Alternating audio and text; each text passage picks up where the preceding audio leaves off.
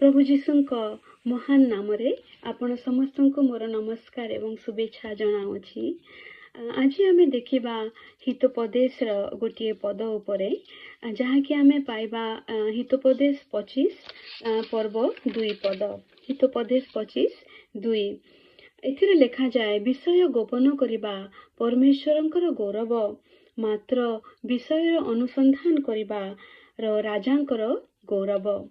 English रे Proverbs 25 verse 2 It is the glory of God to conceal a thing, but the honor of king is to search out a matter.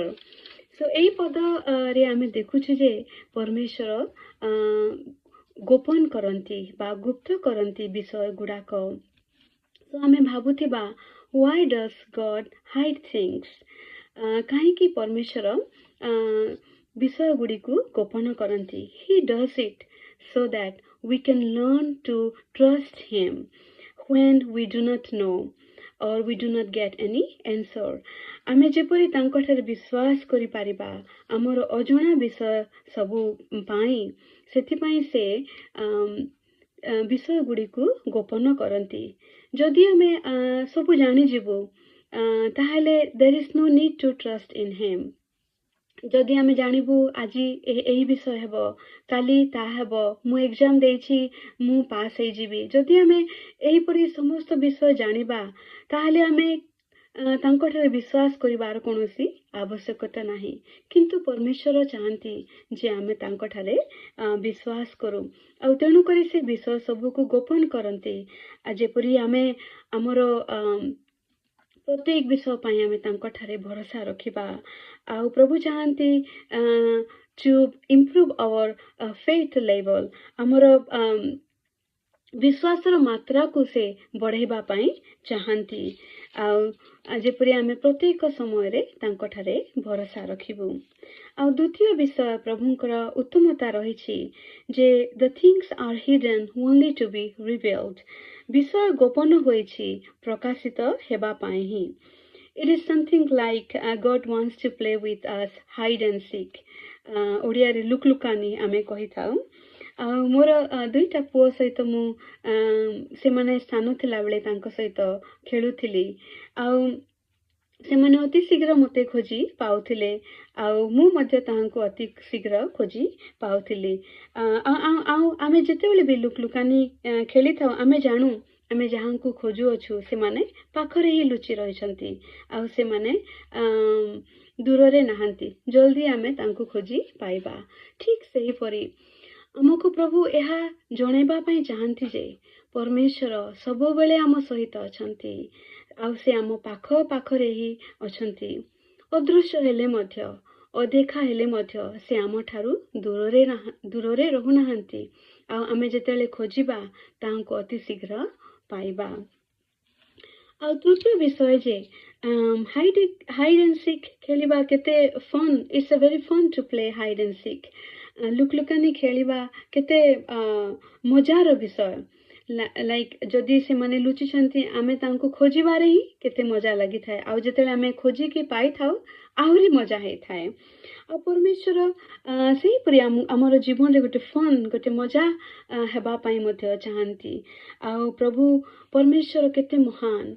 स्वर्ग जहार सिंहासन पृथ्वी जहार पादपीठ तांको ठारे अनेक सीक्रेट अनेक मिस्ट्री अनेक विषय लुचि रहिछि जेहेतु से हमर सृष्टिकर्ता अपर्याप्त नूतनता नूतन सृष्टि रे से परिपूर्ण अटंती।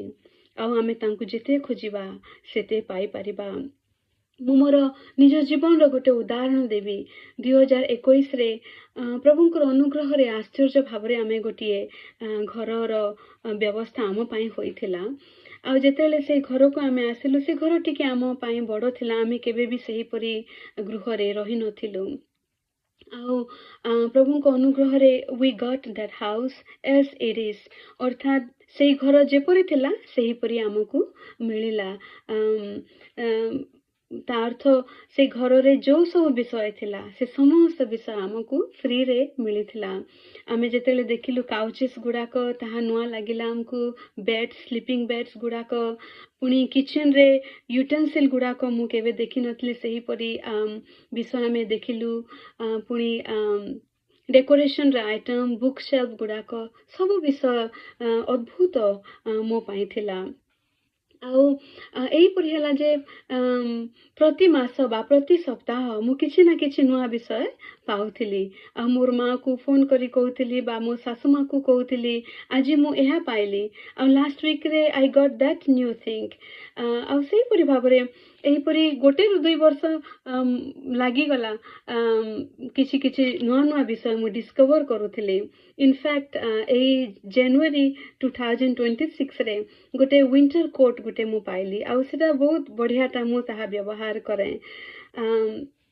ମୋର କହିବାର ଅର୍ଥ ଯେ ଯଦି ଏକ ସାଧାରଣ ଗୃହରେ ଏତେ ସବୁ ବିଷୟ ଲୁଚି ରହିଥିଲା ଯାହାକି ମୋ ପାଇଁ ଅଦ୍ଭୁତ ଥିଲା, ଆଉ ମୁଁ ଗୋଟେ ପରେ ଗୋଟେ ପାଉଥିଲି, ତାହେଲେ ଭାବି ଦେଖନ୍ତୁ ଆମ ପରମେଶ୍ୱର, ୟୁନିଭର୍ସ ଆଉ ଏ ଗ୍ୟାଲାକ୍ସି ମାନଙ୍କର ସୃଷ୍ଟିକର୍ତ୍ତା, ଆମ ପରମେଶ୍ୱରଙ୍କ ଠାରେ କ'ଣ ଲୁଚି ନ ରହିଛି, ଯାହାକି ଆମର ଲାଇଫ୍ ଟାଇମ୍ କ'ଣ, ଇଟର୍ନିଟି ମଧ୍ୟ କମ୍ ପଡ଼ିଯିବ ତାଙ୍କୁ ସମ୍ପୂର୍ଣ୍ଣ ଭାବରେ ଜାଣିବା ପାଇଁ।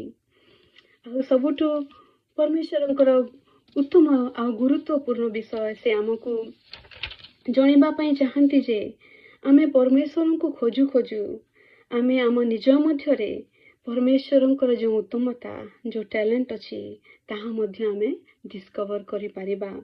କାରଣ ଈଶ୍ୱର ଆମକୁ ତାଙ୍କ ନିଜ ସାଦୃଶ୍ୟରେ ହିଁ ନିର୍ମାଣ କରିଅଛନ୍ତି, ଅର୍ଥାତ୍ ତାଙ୍କ ମଧ୍ୟରେ ଯାହା ସବୁ ଅଛି ସେ ସମସ୍ତ ବିଷୟ ଦେଇକି ସେ ଆମକୁ ନିଜ ଗୌରବରେ ସୃଷ୍ଟି କରିଅଛନ୍ତି। ଆଉ ତାଙ୍କୁ ଖୋଜୁ ଖୋଜୁ ଆମେ ସେଇ ଗୌରବକୁ ମଧ୍ୟ ଆମେ ପାଇପାରିବା, ଆଉ ତାହାଙ୍କର ତାହା ଇଚ୍ଛା। ମୋଶା ଯେତେବେଳେ ପର୍ବତରେ ପରମେଶ୍ୱରଙ୍କ ସହିତ ସମୟ ଅତିବାହିତ କରିଥିଲେ ସେତେବେଳେ ପରମେଶ୍ୱରଙ୍କର ଜ୍ୟୋତି ତାଙ୍କରି ମୁଖ ମଧ୍ୟରେ ପ୍ରକାଶ ପାଇଥିଲା, ଆଉ ତାଙ୍କରି ସେ ଜ୍ୟୋତି ତାଙ୍କରି ମୁଖ ଏହିପରି ଭାବରେ ପ୍ରକାଶ କରିଥିଲା ତାହା ବହୁତ ଦିନ ପର୍ଯ୍ୟନ୍ତ ରହିଥିଲା। ଠିକ୍ ସେହିପରି ପରମେଶ୍ୱର ମଧ୍ୟ ଯେତେବେଳେ ଆମେ ପରମେଶ୍ୱରଙ୍କୁ ଖୋଜିବା ଅଟୋମେଟିକଲି ତାଙ୍କ ଗୌରବ ମଧ୍ୟ ଆମମାନଙ୍କର ମଧ୍ୟରେ ପ୍ରକାଶ ପାଇବ, ଆଉ ତାହା ହିଁ ପରମେଶ୍ୱରଙ୍କର ଏକ ମହାନ ଉଦ୍ଦେଶ୍ୟ ଅଟେ। ତେଣୁ ବାକ୍ୟ କହେ ବିଷୟ ଗୋପନ କରିବା ପରମେଶ୍ୱରଙ୍କର ଗୌରବ, ମାତ୍ର ବିଷୟର ଅନୁସନ୍ଧାନ କରିବାର ରାଜାଙ୍କର ଗୌରବ। ଆମେନ୍।